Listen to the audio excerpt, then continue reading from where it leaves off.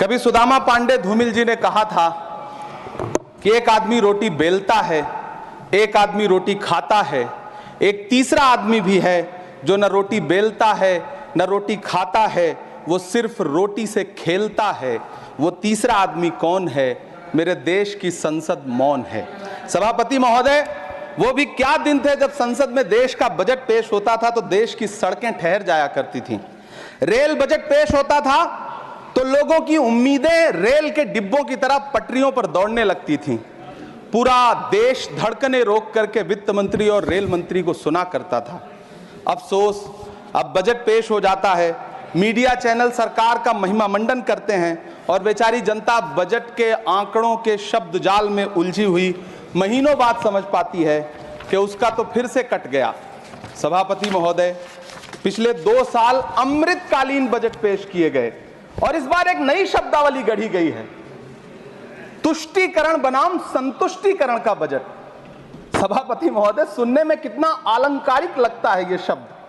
सोच रहा हूं देश की वित्त मंत्री और प्रधानमंत्री जी से पूछूं कि आखिर किसकी संतुष्टि? जिस बजट में मनरेगा के लिए 1 रुपए की बढ़ोतरी ना हो, वही पुराना 86,000 करोड़, जबकि पहले ही 9,754 करोड़ का घाटा हो, जिस मनरेगा से करोड़ों मजदूरों के घर में चूल्हा जलता हो, उस मनरेगा में काम करने वाले गरीब मजदूरों के लिए अगर आपके खजाने से 1 रुपया भी इजाफी नहीं निकल सका तो भला कौन संतुष्ट हुआ साहब? इस देश का गरीब मजदूर या आपके उद्योगपति दोस्त? वो जो महाराष्ट्र में लोकसभा और विधानसभा के बीच में 40 लाख मतदाता बढ़ाए गए थे, अरे उन्हीं के लिए मनरेगा का थोड़ा सा बजट बढ़ा देते। क्या उसमें मनरेगा का एक भी मजदूर नहीं था? 40 लाख लोगों में सारे के सारे 12 लाख की छूट वाले से आगे के लोग थे। सभापति महोदय, कल जब वित्त मंत्री जी देश की संसद में भाषण दे रही थी तो वहां मुंबई में कोई गरीब इंसान जब अपनी जेब टटोल करके अपनी मोटरसाइकिल में 1 लीटर पेट्रोल भरवा रहा था तो उस पेट्रोल की कीमत थी 103 रुपया प्रति लीटर।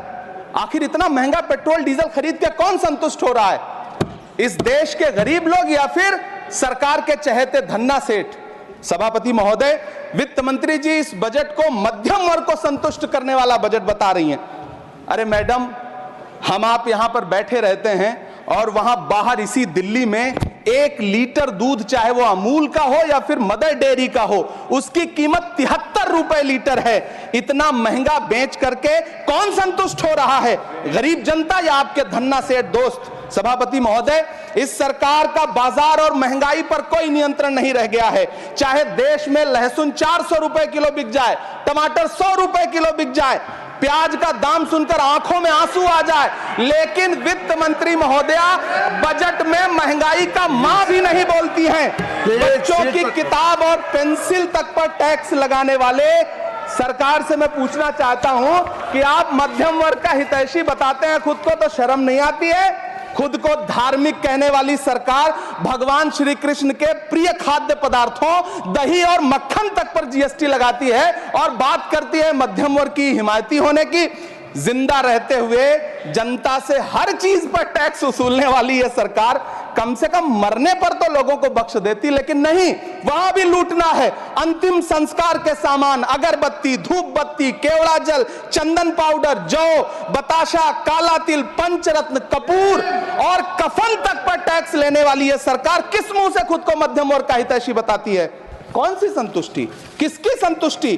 कदम कदम पर टैक्स देकर लुटने वाली जनता की या फिर जनता से टैक्स वसूल करके धन्ना सेठों का खजाना भरने वाली सरकार की?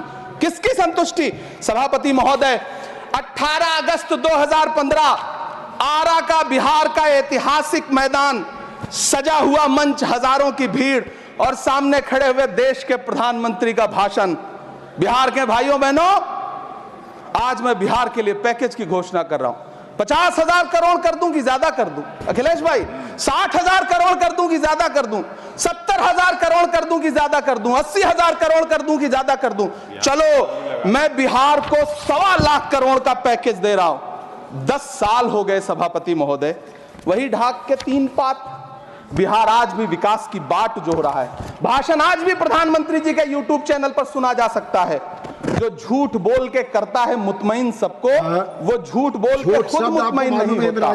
सभापति महोदय, ये तो राहुल जी का असर है। कौन सा शब्द सर, कौन सा शब्द? झूठ। ठीक है सर, मिथ्या बोल करके, जो मिथ्या बोल के करता है मुतमईन सबको, वो मिथ्या बोल के खुद मुतमईन नहीं होता। ये राहुल जी का असर है। जो मखाना बोर्ड की घोषणा हुई, अखिलेश जी आपको याद होगा, भारत जोड़ो न्याय यात्रा में 30 जनवरी 2024 को बिहार के रंगभूमि मैदान में राहुल गांधी जी का पूर्णिया में भाषण था और उसमें मखाना को लेकर उन्होंने आवाज उठाई थी।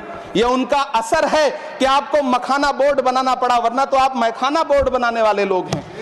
सभापति महोदय, बिहार को झूठे पैकेज और चुनावी दिलासे देना बंद करिए। आज भी जब कोसी में बाढ़ आती है तो पूरा सीमांचल बर्बाद हो जाता है। मैंने उस तबाही को अपनी आंखों से देखा है। 2016-17 की बाढ़ में अपने इन्हीं हाथों से राहत सामग्री बांटी है मैंने। अगर सच में बिहार के लिए कुछ करना चाहते हैं तो बिहार को बाढ़ से बचाने का प्रबंध करिए। पूर्णिया एयरपोर्ट 10 साल से बाट जो रहा है, घोषणा 2014 में हुई, बन के आज तक तैयार नहीं हुआ। अलीगढ़ मुस्लिम विश्वविद्यालय का किशनगंज सेंटर बजट के अभाव में दम तोड़ता जा रहा है। मैंने पिछले बजट सत्र में भी आवाज उठाई थी। आज फिर वित्त मंत्री जी से अनुरोध करना चाहता हूं, दामन फैला करके, कि अलीगढ़ मुस्लिम विश्वविद्यालय का किशनगंज सेंटर बन जाने दीजिए। आखिर कौन सी नफरत है? यह मुल्क हमारा भी है, इस मुल्क की मिट्टी में हमारा भी खून पसीना शामिल है। हमसे इतनी भी क्या नफरत? रिश्तों की ये नाजुक डोरें तोड़ी थोड़ी जाती हैं, अपनी आंखें दुखती हो तो फोड़ी थोड़ी जाती हैं। सभापति महोदय, अल्पसंख्यक मंत्रालय का बजट काटकर मौलाना आजाद नेशनल फेलोशिप बंद कर देना, प्री मैट्रिक स्कॉलरशिप बंद कर देना, नई मंजिल योजना बंद करना, धरोहर योजना बंद करना। 2024-25 के बजट में माइनॉरिटी मिनिस्ट्री के लिए 3183 करोड़ रुपए की घोषणा हुई, लेकिन देश को हैरत होगी कि बाद में समीक्षा करके लगभग आधा कर दिया गया, 1868 करोड़ रुपए। मुझे सरकार से पूछना है कि कौन संतुष्ट हुआ? इस देश का अल्पसंख्यक संतुष्ट हुआ है या आप संतुष्ट हुए? किसका संतुष्टिकरण? सभापति महोदय, मैं प्रधानमंत्री जी से कहना चाहता हूं कि आप ही ने 1 मार्च 2018 को किंग अब्दुल्ला को, जॉर्डन के किंग अब्दुल्ला को मेहमान बना करके इसी दिल्ली में एक कॉन्फ्रेंस में कहा था कि मैं मुसलमानों के एक हाथ में कंप्यूटर और दूसरे हाथ में कुरान देना चाहता हूं। कंप्यूटर देने की बात तो छोड़िए, पढ़ाई के लिए जो स्कॉलरशिप मिल रही थी उसको भी छीन लिया आपने। किसको संतुष्ट करने के लिए? हम समझते हैं इस साजिश को। आप माइनॉरिटी मिनिस्ट्री का बजट काटते काटते एक दिन मिनिस्ट्री को ही बंद कर देना चाहते हैं।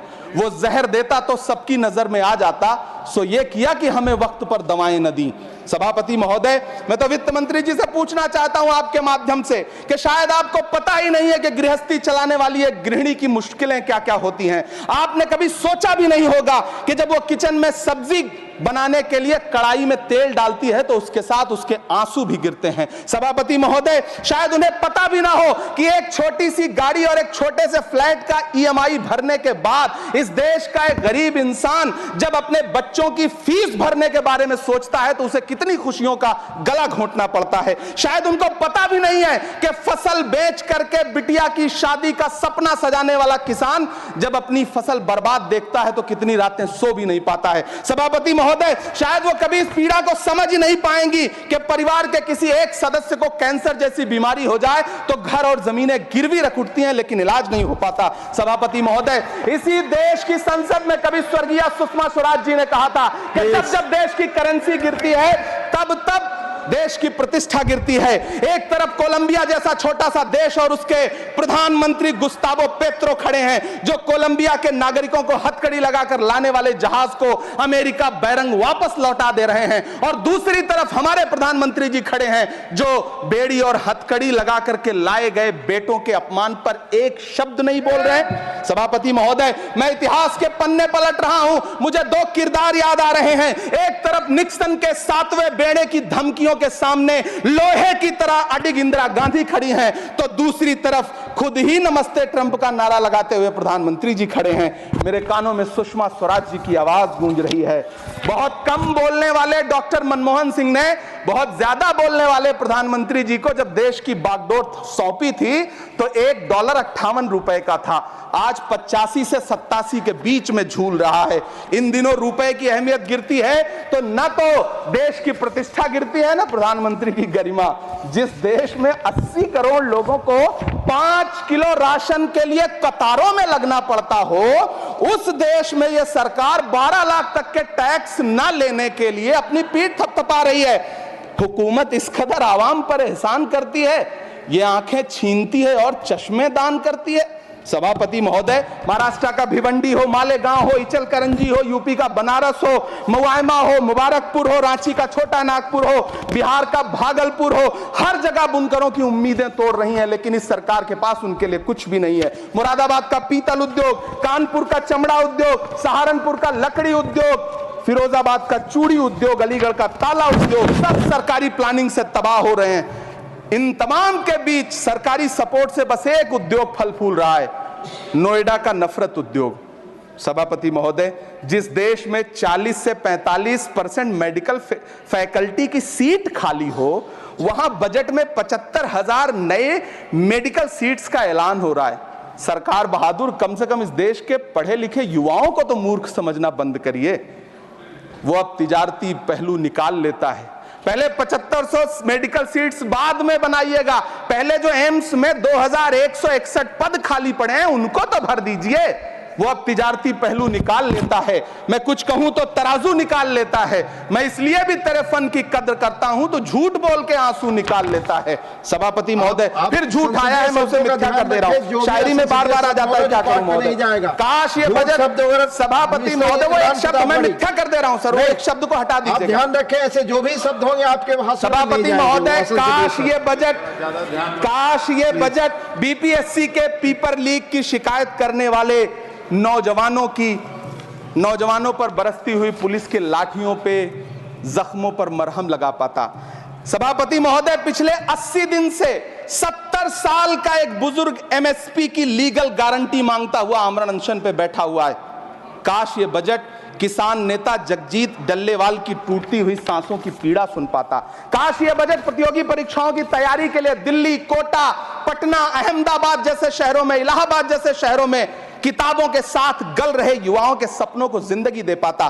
काश ये बजट वंदे भारत के सुनहरे विजुअल के बजाय देश की गरीब जनता को कुछ और पैसेंजर ट्रेनें दे पाता। काश ये बजट सीनियर सिटीजन को ट्रेन टिकटों में मिलने वाली रियायतें वापस लौटा पाता, जिनको सरकार ने कोविड के नाम पे छीन लिया था।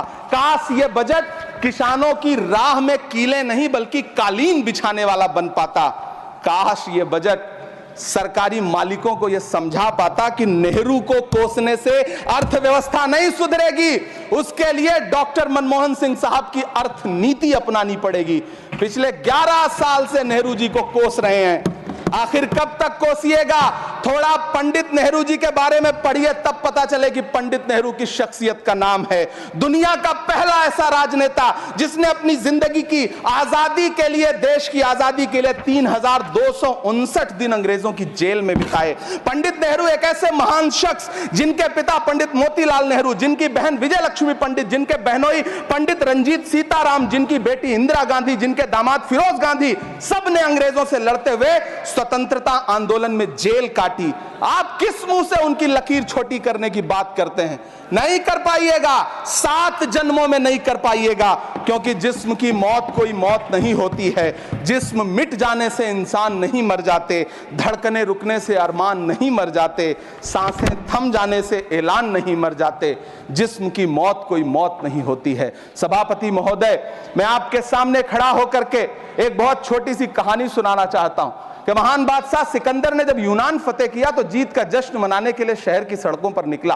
तो उसने देखा कि पूरा शहर तो जश्न मना रहा है, एक फकीर सड़क के किनारे चादर तान के सो रहा है। सिकंदर को गुस्सा आया, घोड़े से उतरा, उस फकीर के पास गया और उसे सोता देख करके उसे जोर की एक लात मारी और लात मार के कहा कि क्यों रे फकीर, मैंने यूनान फतेह कर लिया, लोग जश्न मना रहे हैं और तू सो रहा है। उस फकीर ने उन्नीदी आंखों से सिकंदर को देखा और देख करके कहा कि शहर जीतना बादशाहों का काम है, लेकिन लात मारना तो गधे का काम है। सभापति महोदय, गरीब जनता को लात मारना बंद करिए।